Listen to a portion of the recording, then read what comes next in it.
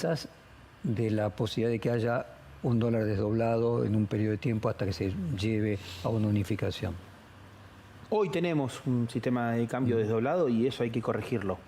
Los tiempos y los procesos, hay un equipo económico que fue designado, que tiene que trabajar para terminar con eso. Creo que nadie quiere tener un sistema de cambio desdoblado. El desafío que tiene Toto Caputo y su equipo es terminar con eso. Los tiempos calculo que lo van a ir llevando como ellos lo consideren pertinente. O sea, no quiero hacer ningún tipo de declaración que pueda hacer que ellos sientan que mi opinión tenga algún tipo de relevancia. Qué difícil hacer un reportaje así, porque no hay ninguna opinión que vos puedas tener sobre la economía. No sé, valor del dólar no, si va a haber en algún momento unificación del mercado cambiario. Te lo respondo, pero sí. ¿sabes por qué es difícil? Porque estás acostumbrado a hacer entrevistas con políticos que son sabelotodos, con dirigentes políticos que creen que tienen que responder todo, con dirigentes políticos que no respetan a la gente de sus propios gobiernos y que están más preocupados por sacar un titular. Nosotros hacemos política de una manera diferente. Y como te hablaba del concepto de liberalismo y de respeto, yo respeto a los funcionarios que fueron designados y si tengo que darles una opinión, lo haré en privado y no a través de una entrevista. ¿Se entiende? ¿Vos crees que eso es el único caso diferente de todos los que yo entrevisté? Calculo que todos tienen sus distinciones, yo tendré las mías. Calculo, el resto también son distintos. Yo trato de ser respetuoso lo más posible. Sí. Y me interesaría que el reportaje tuviera alguna sustancia. Perfecto. Entonces, te tengo que preguntar sobre economía y me interesa que vos me des tu opinión de cómo crees que va a evolucionar el plan de estabilización. ¿Qué va a pasar con la LELIQs? ¿Qué va a pasar con el dólar? ¿Qué va a pasar con la inflación? ¿Qué va a pasar con los salarios? Entiendo y las respuestas son con todo el respeto que ya te dije que te tengo, Jorge, pero también tengo que respetar al equipo económico. O sea, no puedo estar dando definiciones fuertes. Obviamente, obviamente que el plan de estabilización de la LELIQs es lo fundamental y lo más importante y lo que seguramente el equipo económico le va a poner más energía en esta primera etapa. O sea, vos considerás que lo principal para solucionar el primer problema son las LELIQs. Sí, y lo más importante, el tema fiscal. Una cuestión es lo urgente y otra cosa es lo inmediato. ¿A qué atribuís que economistas como Melconian, como Artana, otros economistas con bastante reputación, consideren que no es lo más importante solucionar el problema de las LELIQs? Opiniones que están en todo su derecho. O sea, desde cómo se está planteando el plan económico que seguramente veamos en las próximas semanas, se consideró de otra manera. Obviamente que no todos tenemos que opinar igual. Desde nuestro punto de vista del gobierno y por lo que se está trascendiendo, es lo más importante. Obviamente, lo más inmediato, mejor dicho, lo más importante siempre es el gasto. Pero hoy tenemos una bomba, que son las LELIQs, que hay que solucionarla. ¿Qué recomendarías vos, qué harías vos si te tocara solucionar ese problema? ¿Harías un trueque de eso por otros tipos de deuda, por otra forma de deuda? Bueno, lo mismo que dije anteriormente, o sea, mis recomendaciones, o sea, como no lo hablé con Toto, prefiero hablarlo en privado y no estar haciendo acá una entrevista por una cuestión de respeto. No te quiero faltar el respeto a vos, pero en las circunstancias particulares que estamos en la Argentina ante un cambio de gobierno, la asunción de un ministro de Economía, a veces las declaraciones de un dirigente político del espacio pueden generar un ruido que es innecesario. Ok. A ver, Labaña, por ejemplo, piensa que el problema de las LELIQs se podría solucionar modificando los encajes y pasando pasivos remunerados a pasivos no remunerados. Obviamente esto tendría un costo para los bancos y un costo para los ahorristas. ¿Te parece una mala o una buena idea? Es una de las alternativas. Habría que ver de qué manera lo haces, porque hay que pasar de 100 a 0 es mucho. Habrá que ver en qué forma de etapas. Es una de las alternativas, que puede ser parte del plan que está plantando Toto Caputo para las próximas semanas. ¿Cómo imaginas esta inflación que plantea Javier Milei? ¿Coyuntural, un semestre, un año? Puede durar un tiempo considerado, en el cual lo más importante es cómo sobrellevarlo como sociedad. fuera de la macro, que es donde se construye esta inflación, hay que ver la micro de cada familia, porque hay muchos precios relativos que están totalmente distorsionados y hay que reacomodarlos. Y cuando hablamos de precios estamos hablando de decisiones que tenemos que tomar cada uno de nosotros en nuestras vidas. Dejar de consumir algo para consumir otra cosa, porque tenemos malos hábitos por estos precios relativos destruidos. O sea, que habrá un proceso de reacomodación que llevará un tiempo porque las personas tendrán que reacomodarse varias veces en función del cambio de precios relativos. Los precios relativos se van a reacomodar y las personas en base a eso tienen que reacomodar su estilo de vida. Que lo que nosotros entendemos, como siempre lo planteamos en la campaña, es que en el mediano plazo todos vamos a estar mejor, o la gran mayoría va a estar mejor, sacando los casos particulares, que ese es el gran objetivo. ¿Cómo se determina eso? ¿Cuánto podés comprar con tus ingresos? Si acá un tipo prudencial vos podés comprar más cosas que lo que hacías que lo que podías comprar en el 2019, habremos tenido un éxito. ¿Te imaginas mediano plazo que 2 años, 1 año, no sé? Yo creo que las mejoras se tienen que empezar a ver por lo menos a los 6 meses, 1 año, y que a los 2 años tenemos que ya estar hablando de un proceso de crecimiento y de desarrollo. ¿Eso implica aumento del salario real? Por supuesto. Contame cómo imaginas entonces, porque si hay esta inflación, hay un aumento de la inflación inicial, ¿cómo imaginas ese proceso de recuperación de los salarios reales? Paritarias, más paritarias, intervención del Estado, ninguna intervención del Estado. No tendría que haber intervención del Estado en el mediano plazo. En el corto plazo, como va a haber reacomodamiento de precios relativos, seguramente en algunas circunstancias habrá que ayudar a que el proceso sea lo más transparente y limpio y dinámico posible. Después, en el mediano y largo plazo, ya el Estado no tiene que tener ningún tipo de intervención porque los salarios lo va a establecer el mercado. Yo creo que podemos teorizar y hacer hipótesis sin ofender ni al ministro de Economía ni al presidente del Banco Central. Si va a haber esta inflación, eso supone que el empleo tendería no a crecer, sino a decrecer, que habría cierta recesión, que se consumiría menos inicialmente, que las empresas despedirían gente, y normalmente cuando sucede eso el salario baja, no sube. No lo asociaría a un tema de empleo, sino de salario real. Nosotros lo que tenemos que recomponer es el salario real, automáticamente con el salario real y con las inversiones, que por supuesto tienen que ir llegando en su debido momento, es donde empezás a seguir el crecimiento y el desarrollo. O sea, hoy en la Argentina no tenemos un problema de empleo, sino tenemos un problema de empleos que tienen un salario real muy bajo. Inicialmente imaginas que aumentaría el desempleo, pero los salarios crecerían. Más o menos como la convertibilidad, de que había mayor desempleo, pero mejores salarios.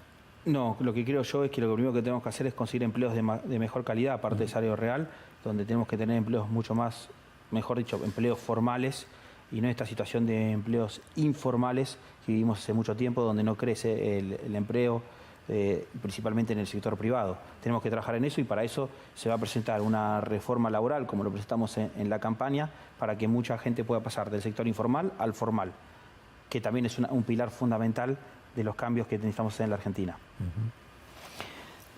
¿Cómo imaginas la inflación del primer año? ¿Cómo imaginas el crecimiento del Producto Bruto del primer año? Con todo margen de error y con el futuro siempre es impredecible, pero ¿en qué rango imaginas una inflación que va a cerrar este año cerca del 150%? ¿La imaginas aumentando porque la tendencia última es de crecimiento? Creo que va a haber un reacomodamiento de precios.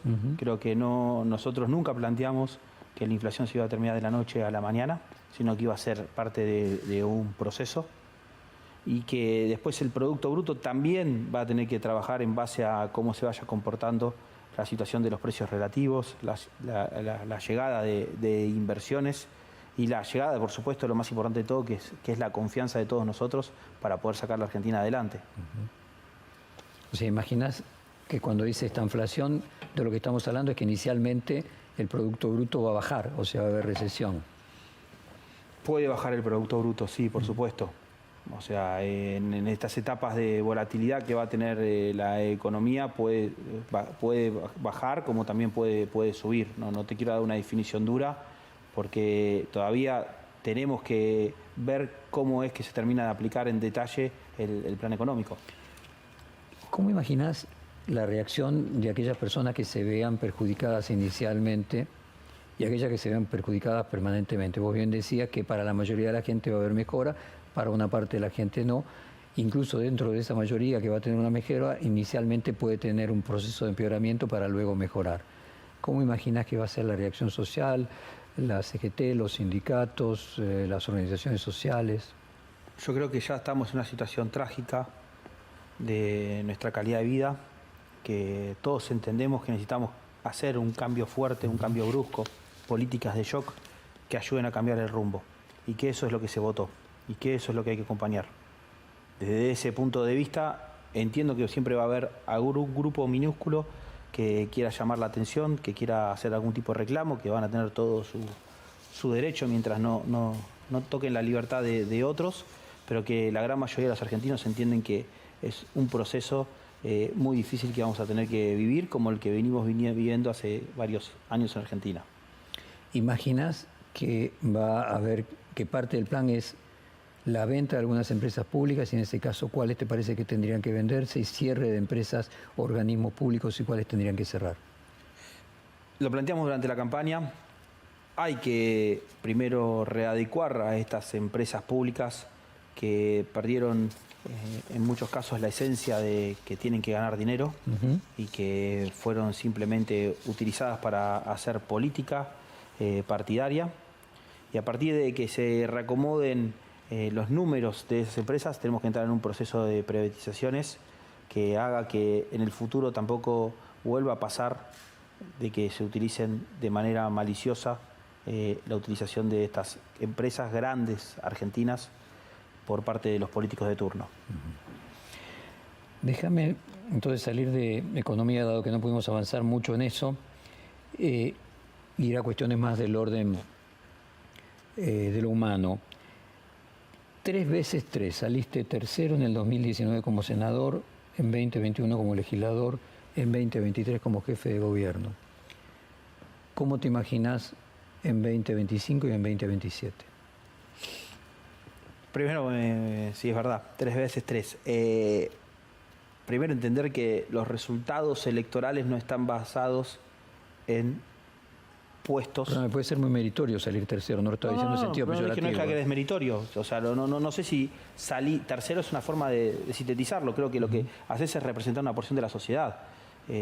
Lo que estas 3 veces lo que hice fue claramente estar representando a un porcentaje de gente en la ciudad de Buenos Aires que no se había representado por 2 espacios políticos preponderantes como es el peronismo y Juntos por el Cambio. A partir de ahí creo que... ¿Pero tu objetivo sería ser jefe de gobierno del 2027, por ejemplo? ¿Tu deseo, lo que vos te ves? No lo tengo planteado recién terminada la elección, pensar en un cargo electivo para el 2025. Me parece que hay que esperar para tomar ese tipo de decisiones. ¿Cómo conociste a Javier Milei? ¿Cuándo fue? Contanos un poco cómo se inició esa relación. Lo conocí siendo profesor de la Universidad de El Salvador, yo siendo alumno de la universidad, un profesor que por supuesto llamaba la atención, con grandes capacidades, y a partir de ahí fui siguiendo a lo largo después su carrera en los medios de comunicación, donde en algún momento nos cruzamos y decidimos fundar la Libertad Avanza como un espacio político nuevo. ¿Qué año podrías ser uno de él? 2005. 2005.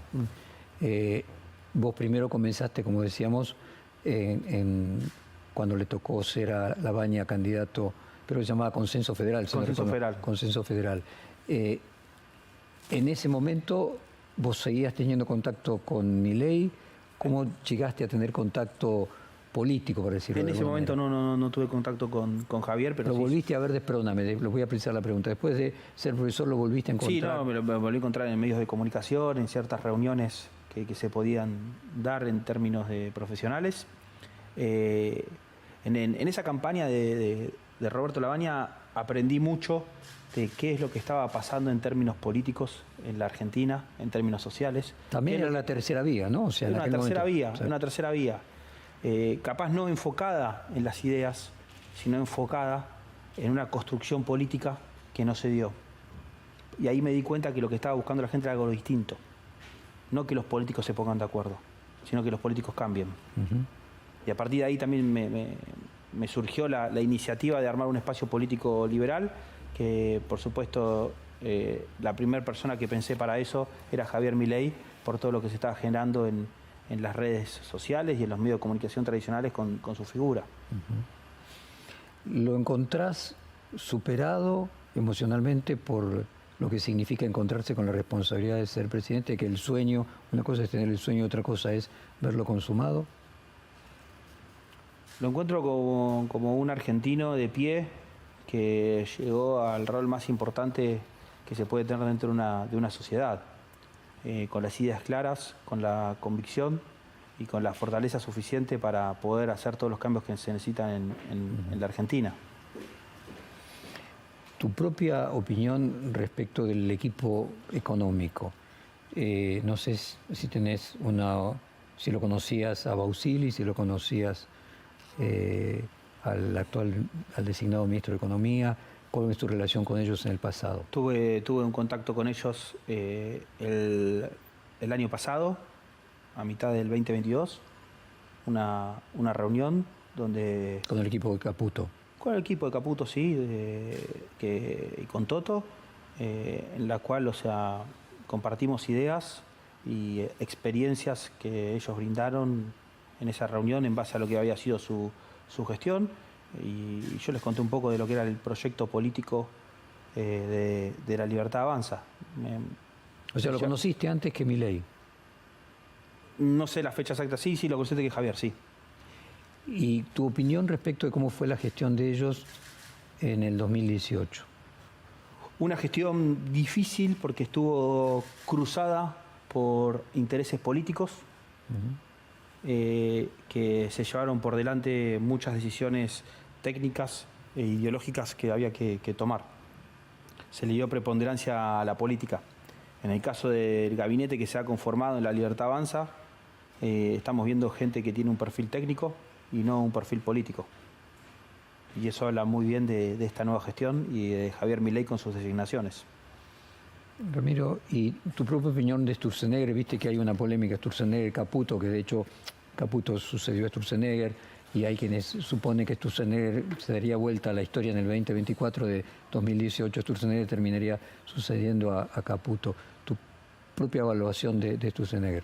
Parecida a la de Toto, no tuve relación con Sturzenegger, no quiero hacer futurología espero que Toto termine el mandato como ministro de Economía y que sea con muchos éxitos, y que si Sturzenegger tiene propuestas e ideas, como se comenta, para incorporar a nuestro gobierno, que sean bienvenidas, que obviamente son nombres propios que hacen recordar cierta parte de la historia de lo que se vivió en la Argentina recientemente.